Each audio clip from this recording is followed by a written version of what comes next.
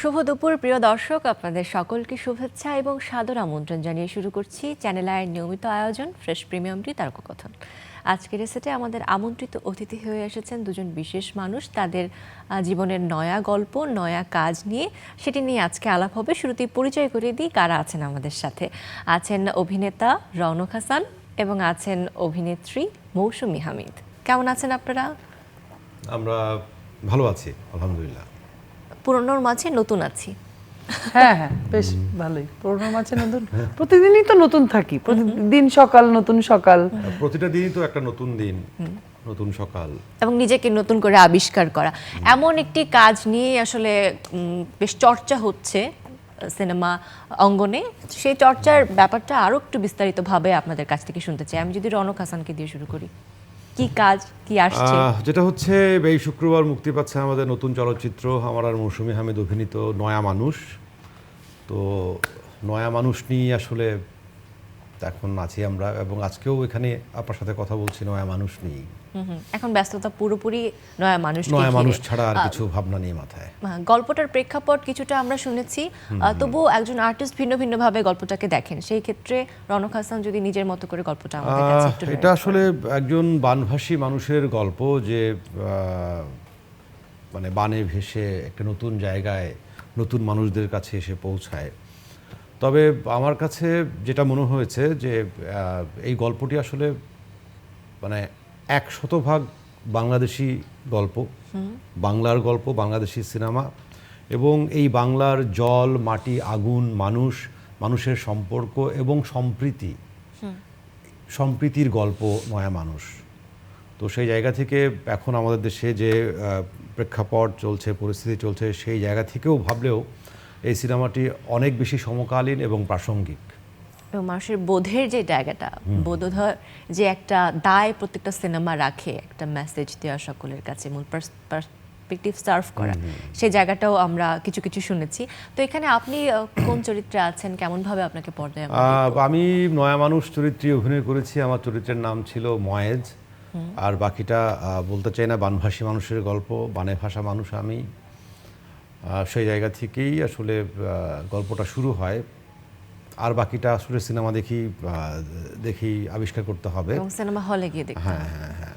আচ্ছা, মৌসুমী হামিদের কাছে একটু শুনবো। সে একই ধরনের আসলে ওই ফিলোসফিক্যাল। আমি তো আসলে বলেই ফেলছি আমার যেটা বলা ছিল নয়া মানুষ নিয়ে। নয়া মানুষ যে নতুন মানুষের নতুন গল্প। তো প্রত্যেকটা মানুষের জীবনে প্রতিদিনই এরকম নতুন গল্প শুরু হয়। তো নতুন গল্পটা আরো সিগনিফিকেন্ট হয় যখন একটা খুব বড় কোনো স্ট্রাগল বা বড় কোনো একটা ঘটনার পর যখন হয়, তখন ওইটা আরো বেশি সিগনিফিকেন্ট হয়। তো নয়া মানুষ এমনই একটা গল্প, এমন মানুষেরই গল্প। আচ্ছা, এই সিনেমার জন্য প্রত্যেকটা চরিত্রের জন্য নিজেকে তৈরি করার কিছু বিষয় থাকে। নতুন কোনো আবেগের কথা বলি বা কোনো স্কিলের কথা বলি, ওটা ডিফারেন্টলি তৈরি করা। তো সিনেমার প্রস্তুতিটা আসলে কার ক্ষেত্রে কেমন ছিল, যদি রওনক হাসানকে দিয়ে শুরু করি? প্রস্তুতি আসলে ওইভাবে তো আমরা অতটা সময় পাই না, বা সময় আসলে হয়ে ওঠে না। কিন্তু যখনই আমি একটি কাজে চুক্তিবদ্ধ হই, তখন থেকেই আসলে আমি সেটা মাথায় নিয়ে ঘুরতে থাকি। তো পথে ঘাটে প্রান্তরে বা যেখানে শুটিংয়ে যাই না কেন, আমি ঠিক ওই মানুষগুলোকে খুঁজি। মানে যেমন আমি তো বানভাসী মানুষ না, বা একজন বানভাসী মানুষ বা একটা চরের মানুষের জীবন তো আমি কখনো যাপন করিনি। তো সে কারণেই আসলে যখনই সুযোগ হয়েছে, যখনই সময় পেয়েছি, তখনই আসলে এই ধরনের মানুষ, প্রান্তিক জনগোষ্ঠী, তাদের সঙ্গে মেশার চেষ্টা করেছি, কথা বলার চেষ্টা করেছি, তাদের জীবন, তাদের চিন্তা ভাবনার জায়গাগুলো আবিষ্কার করার চেষ্টা করেছি। তাছাড়া চিত্রনাট্যকার, উপন্যাসিক যিনি লিখেছেন তিনি, এবং আমাদের ডিরেক্টর, তাদের ভাবনাটাও তো আছে, এবং সাথে নিজের ভাবনা যুক্ত করি আসলে। যেমন এই সিনেমায় আমাকে নৌকা চালাতে হয়েছে। নৌকা এটা কি শিখতে হয়েছে নাকি আগে কিছু মানে এক্সপেরিয়েন্স? কপাল ভালো যে আমি নৌকা চালাতে পারতাম, শুধু একটু প্র্যাকটিস করতে হয়েছে, একটু একটু মানে যথেষ্টই, মানে আমার হাতে ফোসকা পড়ে গিয়েছিল নৌকা চালাতে। এবং সবচেয়ে বড় কথা, আমি আগে পুকুরে বা খাল বিলে চালিয়েছি, কিন্তু এই বিশাল নদীতে চালানো হয় নাই, মেঘনা নদীতে। মেঘনা নদীর আচ্ছা, আশেপাশ চালানো থেকে কোনো হয়নি। সাপোর্টও ছিল না, মানে টোটালটাই নিজের করতে হচ্ছে। নৌকা দিয়ে যখন মাস্টার শট তো বেশিরভাগ শটে নৌকাতে রনক ভাইকে উঠাই দিয়ে বইটা দিয়ে আমরা চলে আসতাম। রনক ভাই একা বাইতো, ওটা হয় ড্রোনের শট হইতো, নাহলে দূর থেকে ওই শট নেওয়া হয়তো। কাট বললেও ভাই শুনতে পাইতো না, এত দূরে থাকতো ইউনিট। তো এই কষ্টগুলো করতে হয়েছে, এবং আরও মানে একদম প্রত্যন্ত একটা চরে, মানে 40 মিনিট চাঁদপুর শহর থেকে সিএনজিতে করে যেতাম, তার মধ্যে 20 মিনিট হচ্ছে এবড়ো থেবড়ো রাস্তা, কাঁচা রাস্তা, এবং সিএনজি থেকে নামার পর 10 মিনিট হেঁটে ঘাটে পৌঁছাতাম। ঘাট থেকে ট্রলারে উঠে আরও 30 মিনিট, তারপরে আমরা সেটে পৌঁছাতাম। এবং সেটে পৌঁছানোর পর সেখানে বসার জায়গা হচ্ছে একটা স্কুল ঘরের একটা রুম, যেখানে কোনো বিছানা নেই বা চেয়ার টেবিল নেই, ফ্লোরে পাটি বিছিয়ে সবাই বসতো। ওখানে মেকআপ, ওইখানে বিশ্রাম, ওইখানে খাওয়া দাওয়া। প্রপার টয়লেট ছিল না ওইখানে, সারাদিন হয়তো অনেকে টয়লেট না করেই থাকতো। মৌসুমী হামিদ ওই জায়গাটা শুনেই মনে হলো একটু ট্রমাটাইজড হয়ে গেল যে কতটা কষ্টে গেল। তবে এখন মনে হয় যে আসলে এত এই সুবিধাগুলো ছিল না এই সিনেমা শুটিংয়ে, কিন্তু ওই চরিত্রটা হয়ে ওঠার জন্য আসলে এগুলো বোধহয় প্রাকারান্তরে আমাদেরকে সাহায্যও করেছে। মানে আমি যদি নৌকা বেয়ে এসে একটা সোফায় বসে আরাম করে বসি, আবার উঠে যদি দেই, মানে আমি তো মেশিন না, আমি তো মানুষ, আমাকে তো অন্য একটি চরিত্র বিভিন্ন একটা প্রক্রিয়ার মধ্য দিয়ে হয়ে উঠতে হয়।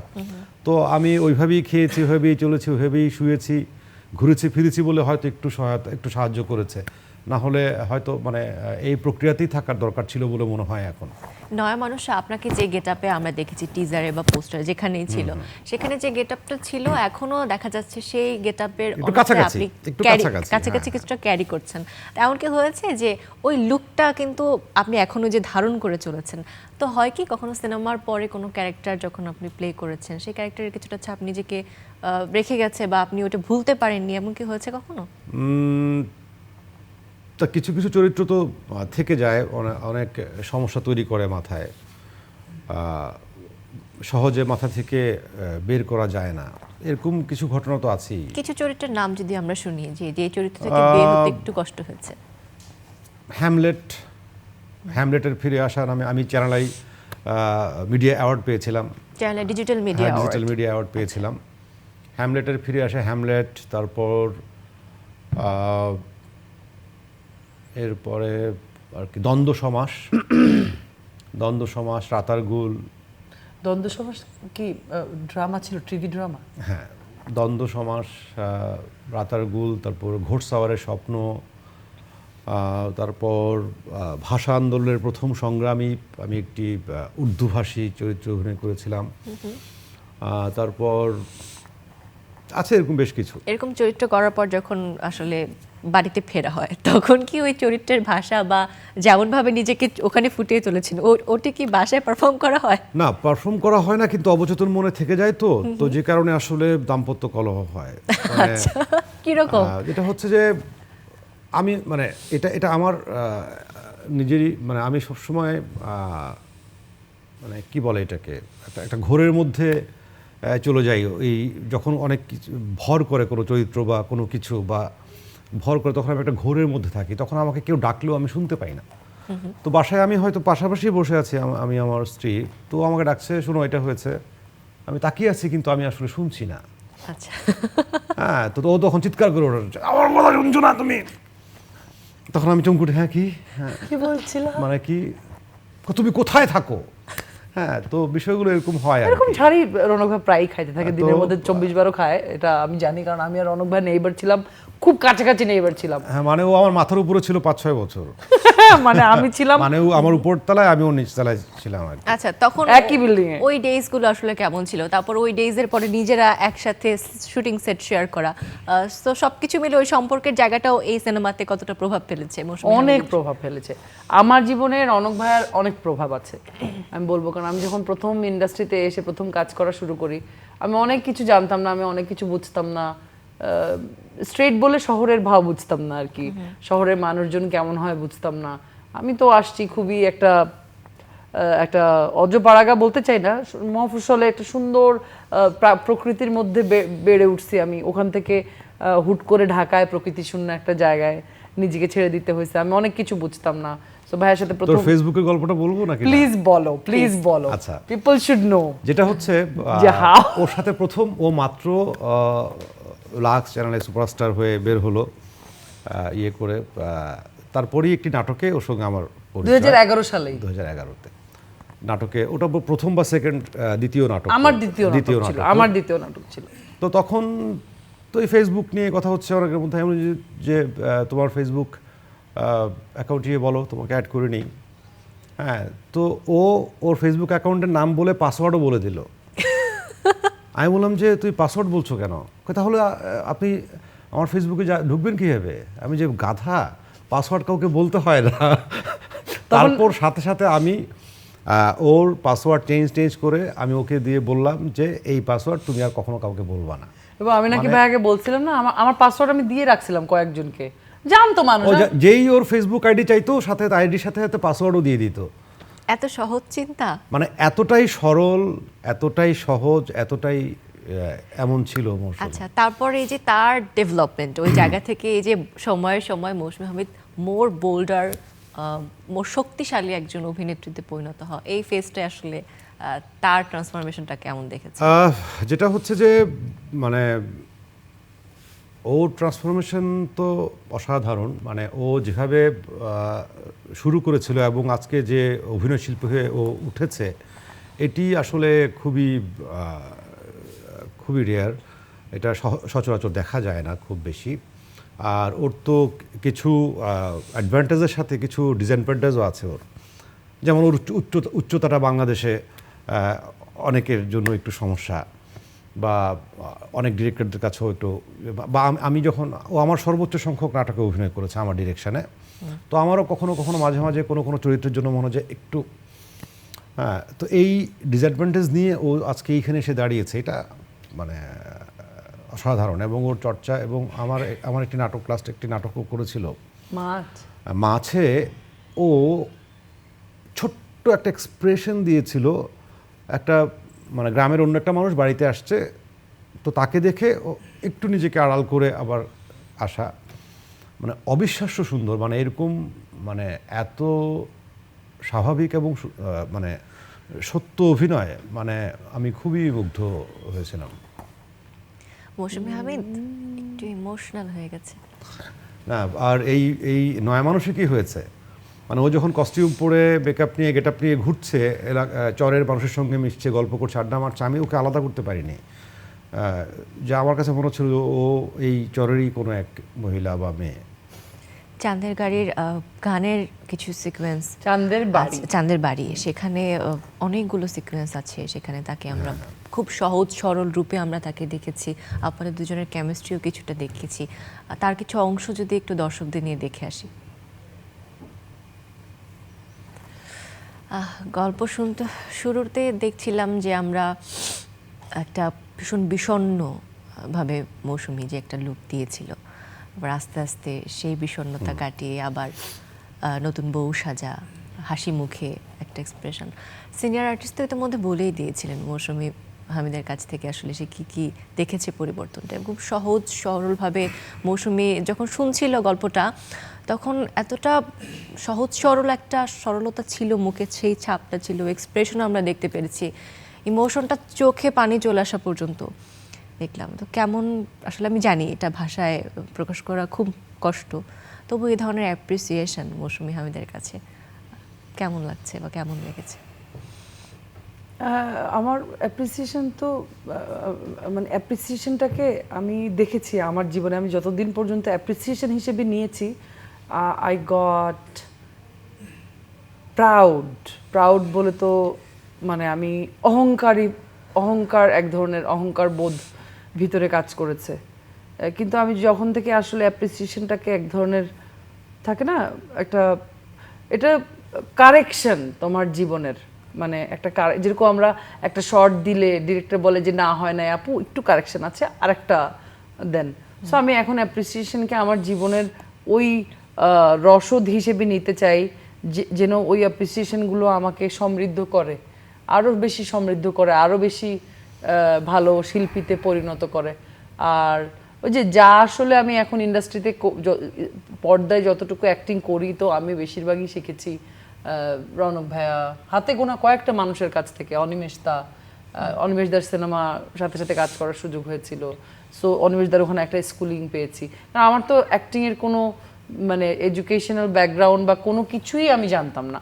আমি সবসময় যেটা করেছি, আমি দেখেছি সেটে আমার সিনিয়র শিল্পী যিনি, আমার চেয়ে যিনি এক্সপেরিয়েন্স বেশি, আমি তার কাছ থেকে সাহায্য নেওয়ার চেষ্টা করেছি। একটা প্রথম দিনও করেছি, এটা আমি আজকেও করি।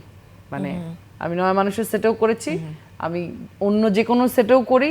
এবং এমনও হয় যে ধরো একটা কাজে হয়তো আমি আলাদা, মানে রৌনক ভাইয়া হয়তো নাই, বা আমরা দুজন হয়তো একসাথে কাজ করছি না, আমি হয়তো অন্য একটা প্রজেক্ট করছি। এমনও হয় যে আমি হয়তো মাঝে মাঝে বলি দেখা হলে, ভাইয়া এরকম একটা ক্যারেক্টার করবো, আমাকে একটু হেল্প করো না, আমি কিভাবে ক্যারেক্টারাইজেশনটা করতে পারি। এভাবে করেই বলে কি সে একদম আবদারের হ্যাঁ, সুরে? এভাবেই বলে। এটা ও বলে, যেমন আমিও যেমন বলি।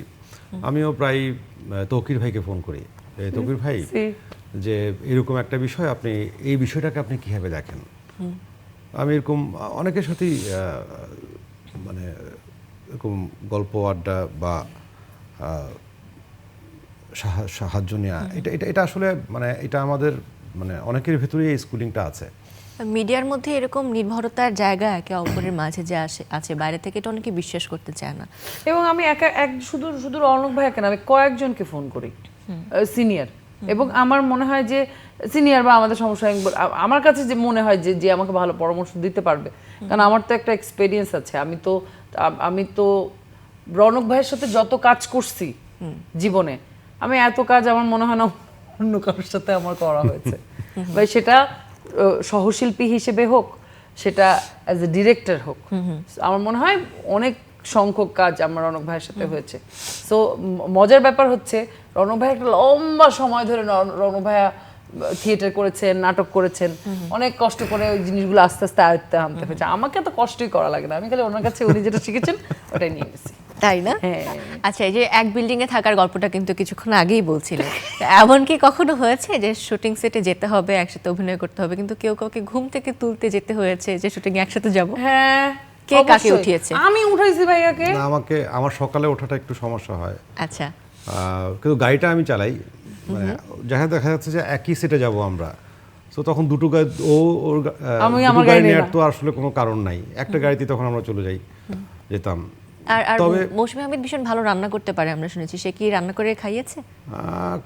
দু একবার, খুব বেশি না। মাত্র? মাঝে মাঝে ওর মা আসলে তরকারি পাঠাতো, আমি খাইতাম। মা যখন আসতো তখন হয়তো খেতাম, কিন্তু ওই বেশিরভাগ আমার বাসায় খেতাম। আমি খাইতাম বেশি। একটা অদ্ভুত জিনিস হচ্ছে যে বাসায় কিন্তু আমাদের খুব বেশি দেখা হতো না। আচ্ছা, মানে দেখা গেছে যে আমি যখন বাড়ি ফিরছি ও তখন বাড়ি ফিরে নাই, বা ও যখন বাড়ি ফিরেছে আমি তখন বাইরে, বা দিনের পর দিন আমি এক শুটিংয়ে ও আরেক শুটিংয়ে, মানে শুটিং এবং কালে ভদ্রে আসলে মানে আমার বউর সঙ্গে ওর দেখা হতো। হ্যাঁ, আমাদের দুইজনের হয়তো কম দেখা হতো, কিন্তু আমার আর পাখির ওই বিধু ভাবির আমাদের দুইজনের অনেক বেশি দেখা হতো। আমাদের খুবই মজার একটা, এখনো পর্যন্ত আমাদের কেমিস্ট্রিটা খুব মজার। ওকে, এরকম একটা নির্ভরতার জায়গা পাওয়া, ইভেন ভাবির আম্মুর সঙ্গেও আমার খুব ভালো সম্পর্ক, মানে ভাইয়া শাশুড়ি খুব ভালো সম্পর্ক, মানে খুব ভালো সম্পর্ক।